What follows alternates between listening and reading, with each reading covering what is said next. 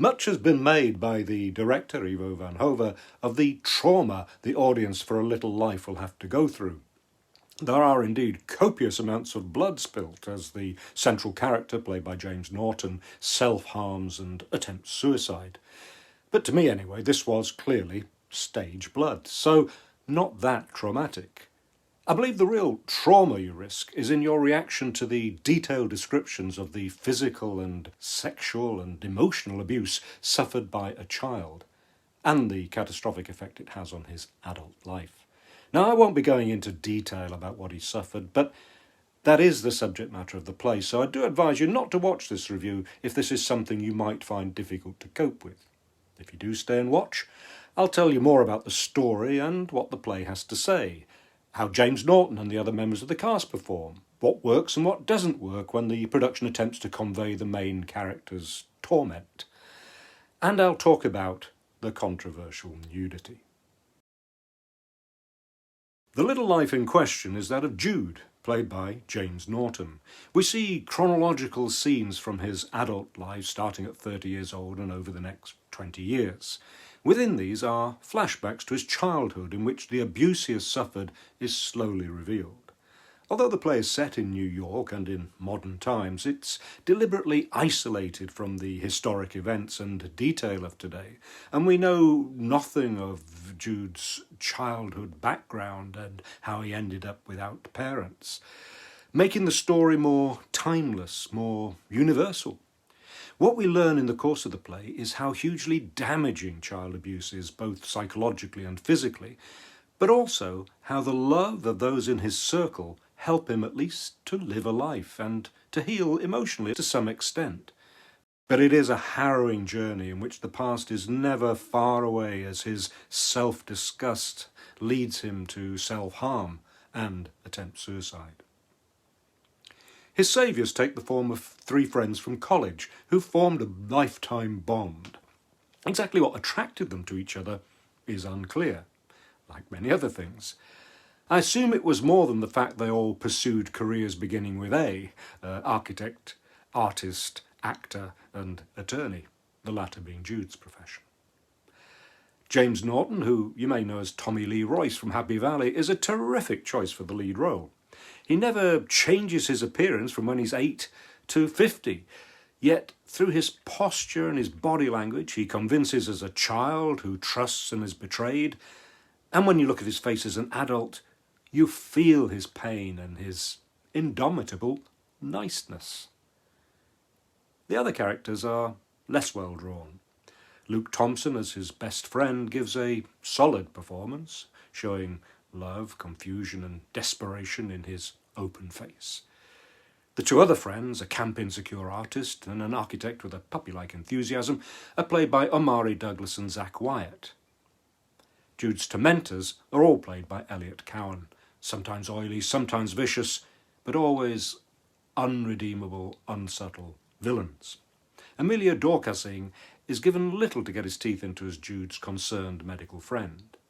Jude's guardian angel, Anna, someone who helped him but sadly died, continues to stay at his shoulder, literally as a voice in his head, encouraging and warning him.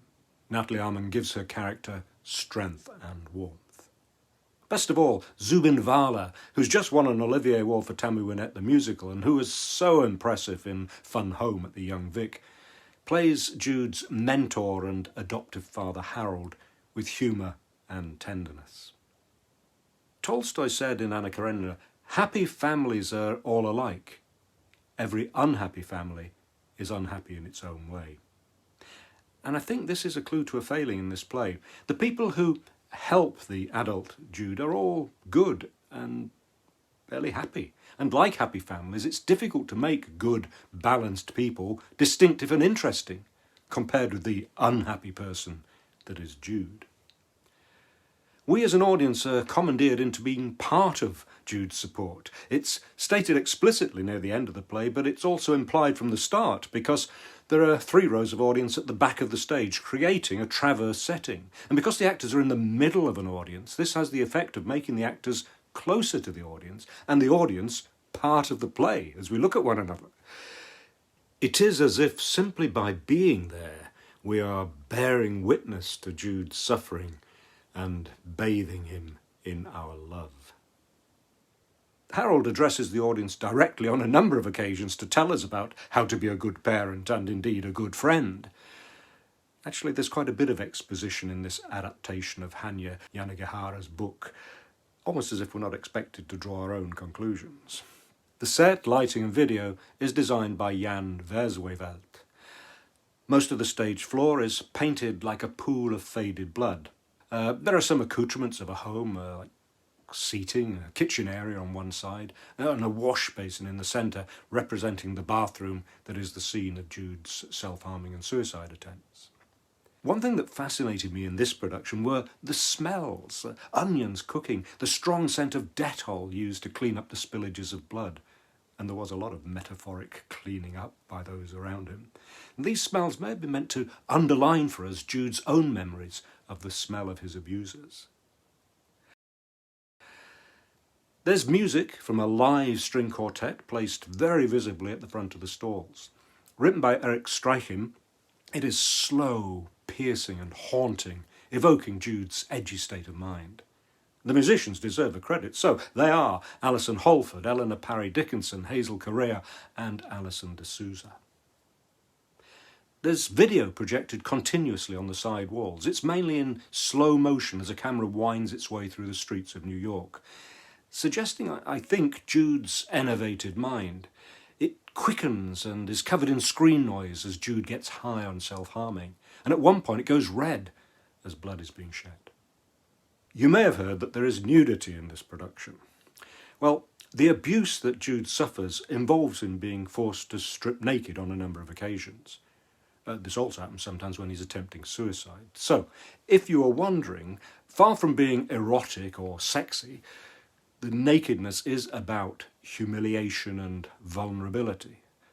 By contrast, when he gets naked for a scene of lovemaking, he remains under the covers while his lover parades easily in the nude, showing that in true love, both parties are vulnerable. As a point of interest, when he's stripped naked to be abused, James Norton adopts a hunched pose that reminded me of Masaccio's Renaissance painting of Adam and Eve, who, having lost their innocence, are expelled from Eden. And when his friends carry him tenderly to a hospital bed after a suicide attempt, another iconic image from religious paintings, this time by Caravaggio and Michelangelo, came to mind, that of Christ being tenderly carried by those that care for him from the cross to his tomb. Now, I'm not sure how much of a biblical interpretation is intended. It may simply be a casual reference, but without wishing to spoil the end for you, I'll just say there is a strong image that could be intended to evoke the entombment of Christ. The production is nearly 4 hours long. Not that I was bored, but I did wonder if the effect of the play would be the same if it was an hour shorter, and therefore the experience more intense, or if there was less horror film blood, or if the self-harming were described or mimed as the sexual abuses, because by the end I was less shocked than I think I would have been if more had been left to my imagination. But it's not for a critic to try to rewrite a play. We can only describe what we saw and felt about it.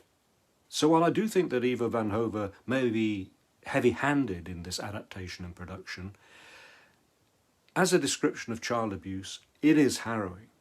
As a story of the power and limits of love, it is moving. And James Norton gives an extraordinary performance. I give A Little Life 3 stars. If you found this review useful or interesting, please comment, like, and best of all, subscribe to this channel. Then you'll be the first to know about my future reviews. You can also read my reviews at Theatre.Reviews. And you can follow me on Instagram, Twitter, Mastodon and Facebook. Thank you for watching.